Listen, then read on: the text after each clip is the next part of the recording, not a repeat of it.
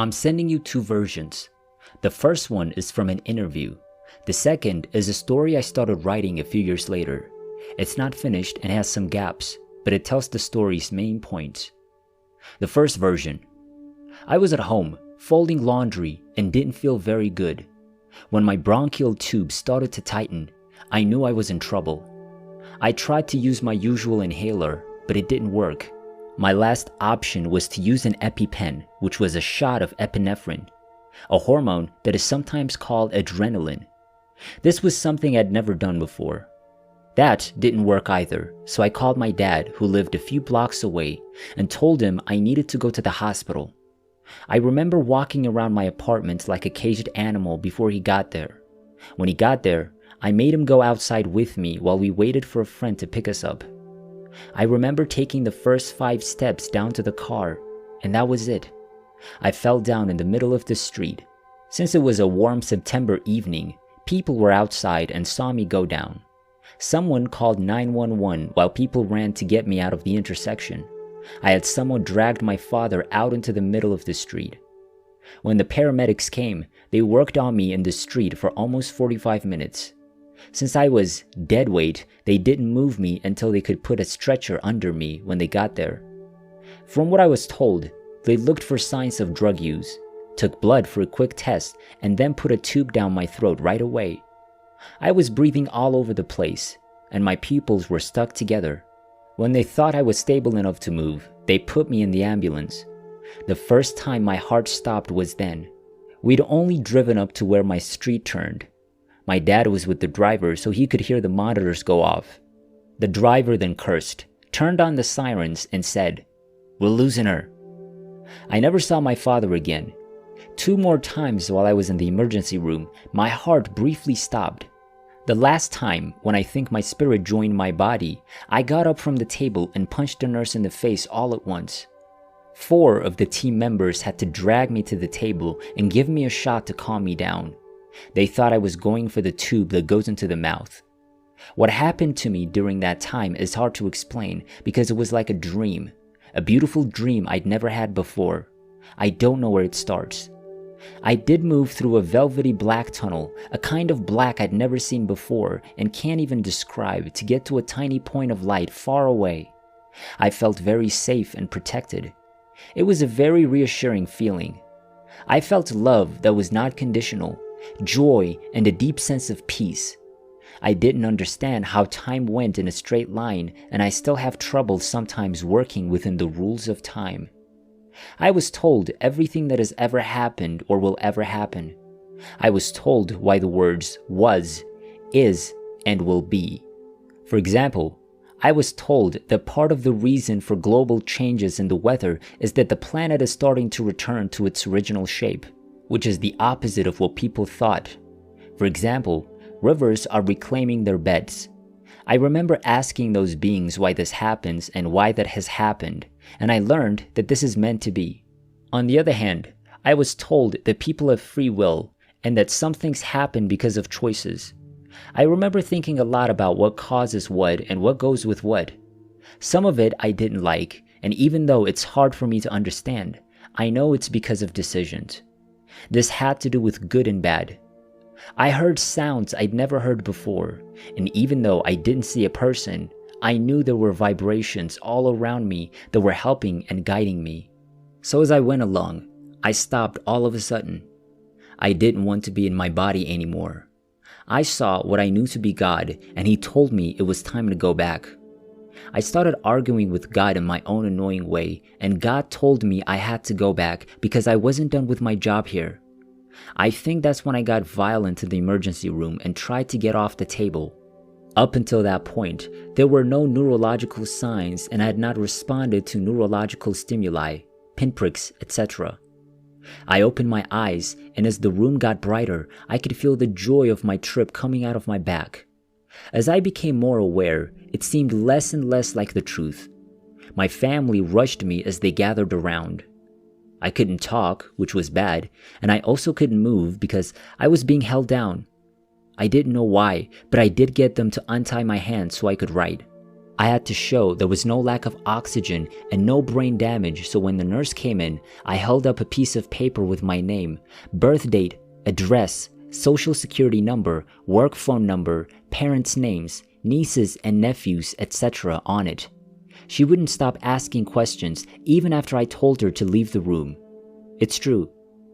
At that point, a doctor came in because she thought I was getting violent again. She tried to give me another shot, but I told her I was fine. She left. When I asked my sister why I was tied up, she told me. I was amused. I guess it goes without saying that I was very sad that the brightness of the other side went away so quickly after I woke up. After my family moved away, I had a dream about a James Dean-looking uncle who died in the 1960s riding by on a motorcycle and telling me, "Kid, it just wasn't your time." I called the International Association for Near-Death Studies, IANDS, in Seattle a few weeks later to find out what had happened and if it was real.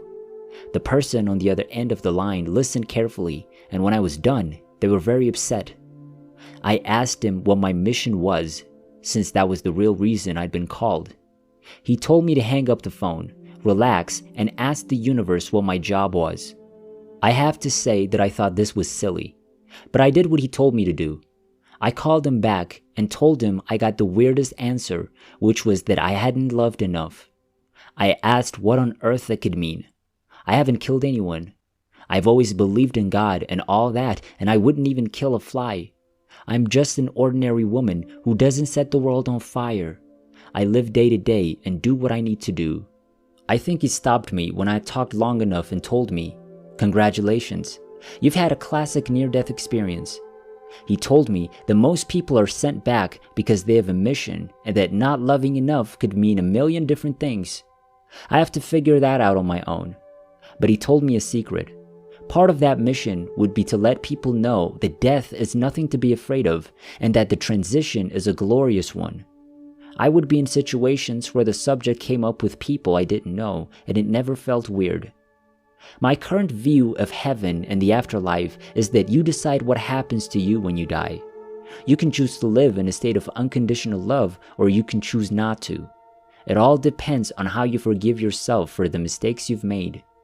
You feel the pain you caused in your life, and since you caused it, it all comes back to you. People sometimes go through this during their NDE, which is a review of their past lives, but I didn't. Since then, I've met a lot of people, some strange and some not. I've met angels and run into people who've helped me along my path. I've also had problems with electromagnetic fields, shorted out appliances, popped light bulbs, and been through 3 cars, one of which was brand new but turned out to be a lemon, had visions of disasters involving weather, transportation, etc., had more lucid dreams, and become more physically aware. There have been too many repercussions to list them all. And the way I think about my NDE is always changing. I might see something on TV that reminds me of another NDE. I was told that not all of the NDE would come true and that it would happen when I needed it. I can't think of anything else that could have been more amazing. I'm no longer in a hurry to get to the next moment. Instead, I live in the moment I'm in. I try not to let bad things happen to me, but since I live in the real world, it's usually easier said than done. But how I deal with these things has changed, and that's where the big change in me has happened. I'm not as quick to judge people as I used to be, and I don't try to change how they see things to match mine. I know that by making their choice, they're living out their karma, whether I think it would be good or bad for them. I know they have to go through it to learn whatever lessons they need to, and to go even further if they choose to learn from it. The second version. I've been saying for years that I'll do this. Even though I meant well, it's not an easy thing to have to go through again. It's easy to tell the story, but when the words look back at you and you can feel the emotion behind them, it's a little overwhelming. The number of times I turned on the computer. I even started it on a disk somewhere, but I never finished it. I would just stare and go back in time, feeling the floodgates open, and in the quiet of the written word, reconnect with my little piece of heaven. It really began before the event itself. It was the summer of 1994, and I hadn't felt quite right for a while. It had been a hard year for me as I tried to get my finances back on track after losing my first job. In and of itself, that whole thing was a nightmare, but I learned a lot from it. There's no way that the grass is greener on the other side. So now that I knew what not to do, I got the temporary job with my old boss. I made some good connections in the human resources department, and when the temporary job was over, it only took me a few weeks to get what seemed like the perfect job at the time. I remember starting when I was probably about to get pneumonia and didn't have much money or health insurance. I was also proud that I couldn't ask for help. I was able to get better, but for the next year or so, I always felt like I was getting a cold. I had become something of a workaholic, which is not a good trait for a secretary to have. But I had to find something to do. I had a lot of friends. I was a part of one of the cool groups at the club, so we went out and danced a lot. There had to be something missing. I didn't know what that something was. I always failed, so I thought I must not have been doing something right. After doing a program in holistic studies a few years ago, I thought I was one of the world's misfits because I couldn't find my place. Everyone else seemed to be involved in something and making good progress. Not me. I just kept reading and looking, but I couldn't find anything. I muddled along. One summer afternoon at work, I felt like I couldn't breathe and was about to pass out. I was able to call another office, but the nurse I wanted to talk to was already in a meeting. I put down the phone and the way I felt went away. I brushed it off as something crazy, like a brief case of sick building syndrome. I thought that the lack of fresh air and my sensitivity to smells probably made me sick. The weekend of Labor Day in 1994 was my first clue that something was wrong. I was having trouble breathing at the annual block party that my family has. I've had asthma my whole life, so I've always used inhalers. So I kept puffing. As the day went on and got hotter, I started to feel tired. I was able to put on a good face, and as the night went on, I was able to give up and go home. At this point, I was having trouble breathing, so I decided to call my doctor when I got back to work. I'd done this before, so I figured I was probably tired, had allergies, and might have a cold from the end of the summer. The weeks went by without a hitch. When I went to the doctor, I was fine, so the event was just something that happens at the end of summer. On September 20, I went to work like any other day. I was a little tired, and I told myself it was because of the long walk I took the night before. I was really good at finding fault. It was a lovely warm Tuesday night, and I was getting ready to do what I always do on Tuesday nights. I would get my laundry ready to take to my sister's, hang out with my nieces and baby nephew, and meet the gang at the club for a line dancing night. I wouldn't do my dance gig at all. I went to my sister's house and played with her kids and did my laundry. I even went for a walk with Maggie, their dog. During this time, my chest started to hurt, so I took out my trusted inhaler. It helped a little, but not much, so I decided not to go to the smoky club. Even though it wasn't very busy, there were a few chain smokers who kept the cloud of smoke in the air. When I got home, I started taking apart my laundry. I really started to tense up as I folded towels and sheets. I took a pill and used the inhaler a few more times, then waited for it to work. As time went on, I felt worse and worse. I called my doctor's office to let them know I was having problems and would be getting help at the emergency room. I asked him in a message if he was going to call with orders. Then I called my dad and asked him to have his friend drive me downtown. I started to feel worse and panicked as I waited for him to walk the few blocks. A few months ago, my doctor gave me an EpiPen just in case I ever had a serious problem. I was pacing like a lion in a cage. I decided to give myself the shot. I became more upset and paced around even more. At this point, my dad had arrived, so I insisted that we wait outside. It was around 8:35 at night. I grabbed his arm and we started down the first set of stairs. When we got to the landing, I could no longer see out of the side of my eyes. I was, however, gasping for air and talking the whole time. My dad told me the rest of the story about the place. As we went down the second set of steps, I still held on to him. He said that when we got to the sidewalk, I started mumbling and pulled him into the middle of the street. At this point, there was nothing but darkness around me, and I thought I was running on energy I had stored up. He said that I pulled him into the street and stood my ground. He couldn't pull me back to the pavement where it was safe. He felt my body go limp all of a sudden, and I passed out in the street as he caught me. He tried to pull me away from danger, but I was too heavy. Some of the neighbors were sitting on their patios because it was a warm evening. They saw what was going on and called 911. When I yelled for help, some of them came down to help my dad get me out of the way. I didn't move.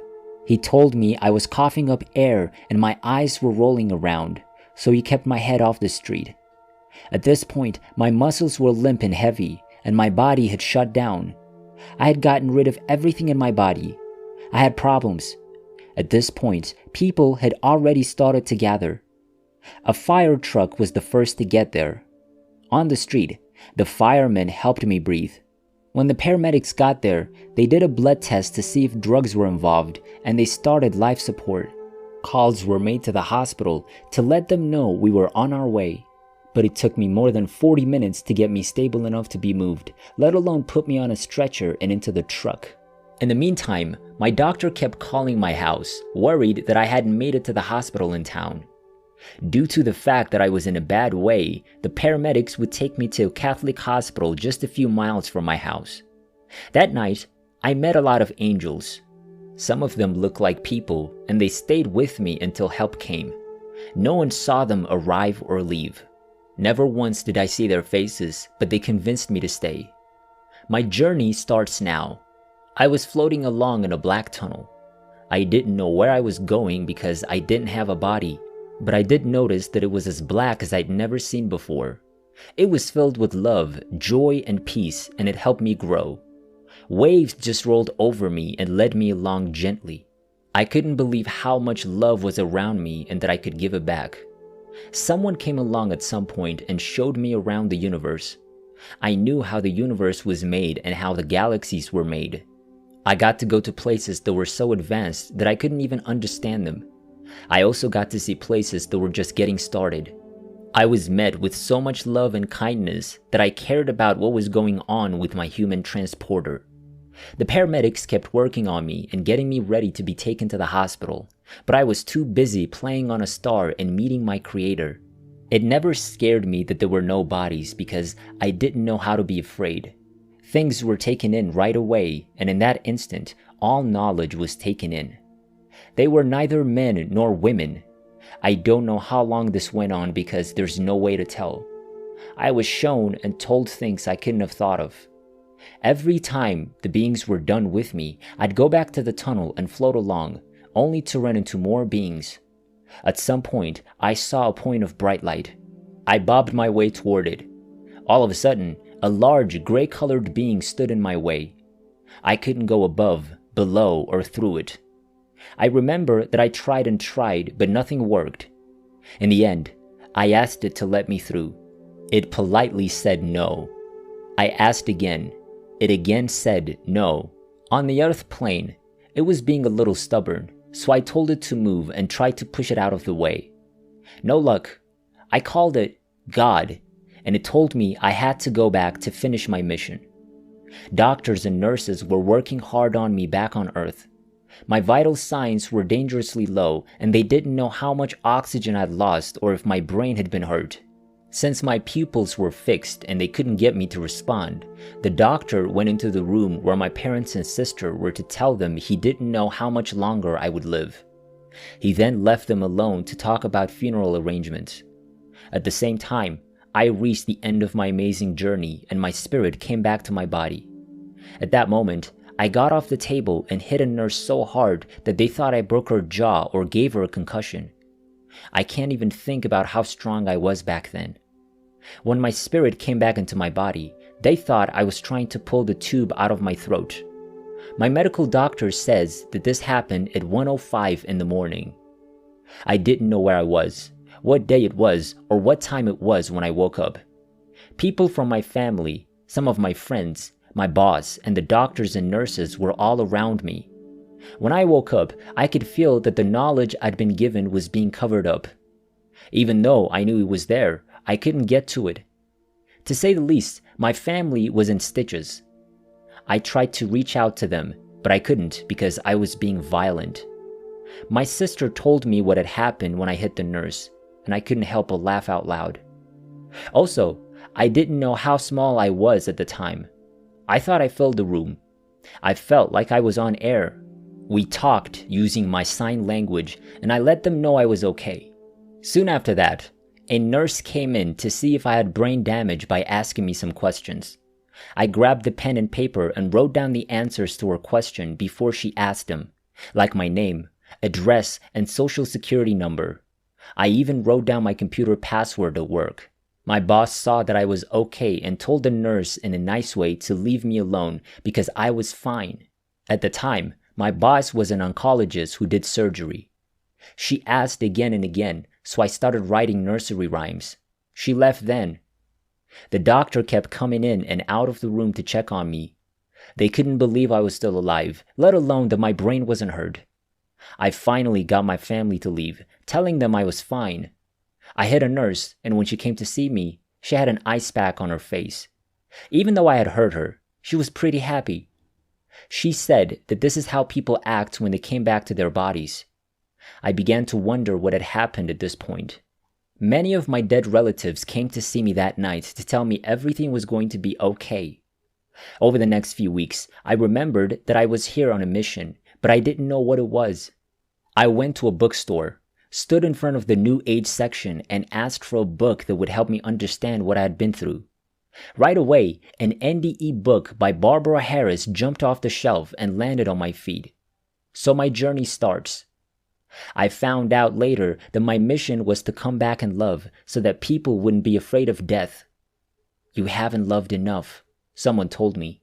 This happened because a wonderful member of the Seattle FOI, or Friends of IANDS support group, gave me advice over the phone. He told me to ask the universe what my job was, and I already told you what I heard. I thought that was really cool. I haven't stopped since then. Most days, it's not easy to carry this miracle and wish to be home. But I know that I and everyone else are here for a reason. And sometimes, the pains of people are too much to bear. So much more needs to be said.